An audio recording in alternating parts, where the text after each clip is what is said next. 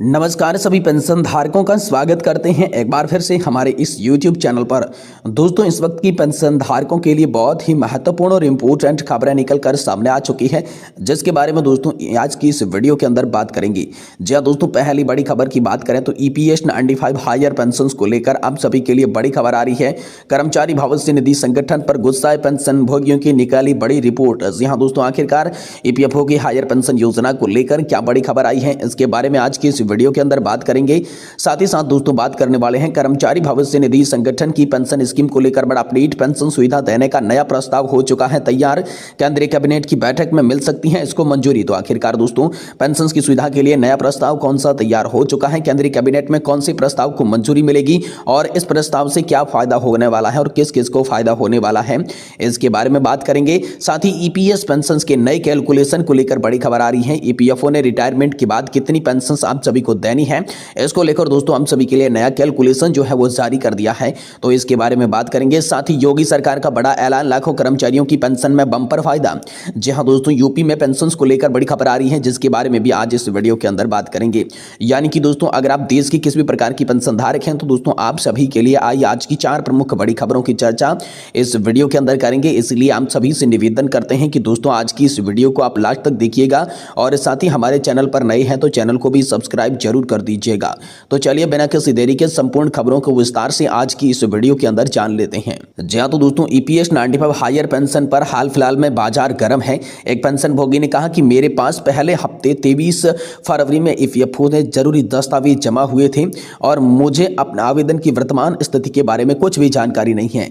मैंने एक बार EPFO के स्टेटस देखने को लिखा और उन्होंने जवाब दिया कि नियोक्ता के मुर्मर का इंतजार है। इसके बीच में उनका यहाँ पर जो है पत्र लिखा था। इंडियन प्रेस एक्सचेंज लिमिटेड के पास भी गया, उन्होंने जवाब दिया कि लंबे समय बीत जाने के कारण पुराना रिकॉर्ड नहीं पता है। मुझे केवल वेतन स्लिप भेजने को कहा। कंपनी के पास कभी भी अपने कर्मचारियों की वेतन स्लिप देने की नीति नहीं थी। कर्मचारियों के बैंक खाते चेक कर देना, ट्रांसफर करने के बाद रजिस्टर्ड के हस्ताक्षर प्राप्त होते थे। भारतीय प्रेस एक्सचेंज में एक अधिकारी फर्म ने मुझे फोन किया और मुझसे पूरा विवरण पूछा। पेंशनधारक ने कहा कि उस समय मैंने सारी जानकारी बताई जब मुझे EPFO और नियोक्ता को कोई संचार नहीं मिला। हालांकि मुझे अपने दस्तावेज जमा किए हुए 2 साल से अधिक का समय बीत चुका है। ऐसी स्थिति में मैं अब क्या कर सकता हूं। यहां पर दोस्तों हम सभी के लिए ये बड़ी खबर। इससे पेंशन भोगी ने बताने की कोशिश की है कि EPFO जो हायर पेंशन को लेकर बातें बना रहा है, लगातार पहले तो तारीख पे तारीख देता गया, डेट बढ़ाता गया, जो समय समय पर जानकारी मांगता गया, लेकिन इसके अंदर पेंशन धारकों को फंसाने के लिए नियोक्ता और पेंशन धारक कर्मचारी के बीच ऐसे दस्तावेजों को प्रस्तुत करने की बात कही गई जो कि कभी संभव नहीं थी। यानी कि दोस्तों जो भी ट्रस्ट यहां पर पेंशन दे रहे हैं और जिन भी कंपनियों के अंदर नौकरी करने वाले थे, आज से किसी ने 5 साल पहले 10 साल पहले नौकरी छोड़ दिया है, लेकिन उसे अब स्लिप मांगी जा रही है, तो ऐसी स्थिति में पेंशन धारक जो है वो कहां से स्लिप लाएंगे, यही सोचकर EPFO चाल चल रहा है। EPFO की ये नई नीतियां हैं, ऐसा पेंशन धारक बता रहे हैं। यहां पर हम सभी के लिए पेंशन भोगियों का जो गुस्सा है वो EPFO पर हायर पेंशन को लेकर निकलकर सामने आ रहा है। वहीं दोस्तों EPS 95 की पेंशन की कैलकुलेशन को लेकर बड़ी खबर आ रही है। कर्मचारी भविष्य निधि संगठन से रिटायरमेंट के बाद कितनी आखिरकार पेंशन मिलती है, इसको लेकर कैलकुलेशन की बात करें तो EPS पेंशन कैलकुलेशन करने का तरीका क्या है, तो गणना के लिए एक विशेष सूत्र के आधार पर की जाती है। यह गणना का फॉर्मूला है कि कर्मचारी की सेवा अवधि और औसत मासिक सैलरी के निर्भर करता है।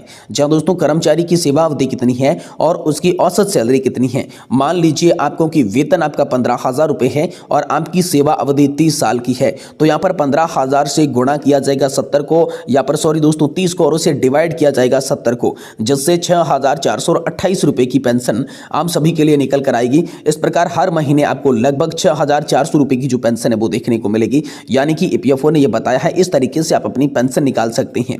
और कर्मचारी भविष्य निधि संगठन के तहत हाल फिलहाल में अधिकतम और न्यूनतम पेंशन की बात करें तो EPFO के तहत न्यूनतम पेंशन प्रति माह की 1,000 रुपए हाल फिलहाल में निर्धारित की गई है और इसमें अधिकतम जो यहाँ पर बताई जा रही है पेंशन वो है 7,500 रुपए औसतन ये बताई जा रही है, क्योंकि 15,000 रुपए की सैलरी लिमिट के आधार पर यहाँ पर 7,500 रुपए की पेंशन जो है वो अधिकतम सीमा पर रखी गई है। लेकिन हाल फिलहाल में जो कर्मचारी है, जो पेंशन धारक है, वो यही मांग कर रहे हैं कि न्यूनतम पेंशन को 7,500 रुपए किया जाए, 15,000 रुपए की सैलरी लिमिट को बढ़ाकर 21,000 रुपए किया जाए, जिससे अधिकतम पेंशन यहाँ पर 1,050 रुपए की हो जाएगी और न्यूनतम पेंशन 7,500 रुपए की होगी। तो यहाँ पर पेंशन धारकों को उचित मायने में जो सही लाभ है वो देखने को मिल जाएगा।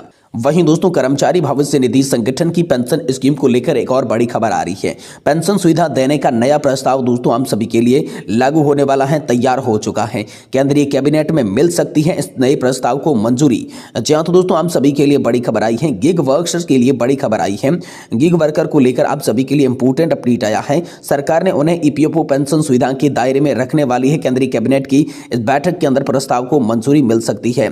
दोस्तों गिग वर्कर के लिए बड़ी खबर आ रही है। ऑनलाइन उपभोक्ता सेवा दे रही एग्रीगेटर कंपनियों के प्लेटफॉर्म पर काम कर रही 1 करोड़ से ज्यादा गिग वर्कर्स को कर्मचारी भविष्य निधि संगठन पेंशन सुविधा के दायरे में लाया जाएगा। श्रम मंत्रालय ने गिग वर्कर्स के लिए ईपीएफओ पेंशन सुविधा देने का प्रस्ताव लगभग तैयार कर दिया है। इस प्रस्ताव को दोस्तों आज केंद्रीय कैबिनेट की बैठक से मंजूरी मिलने के लिए प्रस्ताव किया जाएगा। बिना किसी सामाजिक सुरक्षा कवच के काम कर रहे गिग वर्कर्स को पेंशन देने के लिए एग्रीगेटर कंपनियों के मिनिमम कंट्रीब्यूशन लिया जाएगा और इसके लिए उन्हें हर बिलिंग लेन देन से 2 या फिर 3% राशि पेंशन अंशदान के लिए इकट्ठा की जाएगी। गिग वर्कर्स के लिए एक यूनिवर्सल अकाउंट नंबर जारी किए जाएंगे, जिससे गिग वर्कर्स 2 से 3 एग्रीगेटर कंपनियों के लिए काम करें तो एक ही खाते में सबका पेंशन प्राप्त कर सकेंगे। प्रशासन का मानना है कि गिग वर्कर स्थायी कर्मचारी की तरह नहीं होते हैं, इसलिए आमदनी बढ़ाने के लिए एक से ज्यादा ऑनलाइन प्लेटफॉर्म पर काम करते हैं।